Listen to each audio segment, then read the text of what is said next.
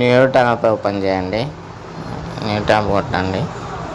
ఇక్కడ గూగుల్లో రిమూవ్.bg అని కొట్టండి. కొట్టినాక ఏదైనా ఫోటో అప్లోడ్ చేయండి. అప్లోడ్ ఇమేజ్ అని ఉంటుంది కదా, అప్లోడ్ చేయండి. దాన్ని అనండి.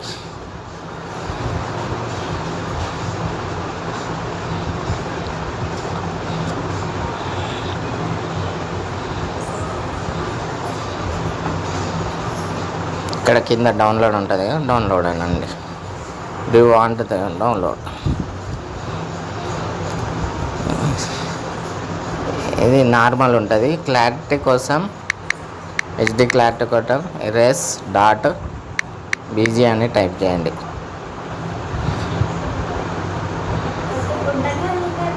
అప్లోడ్ కొట్టండి.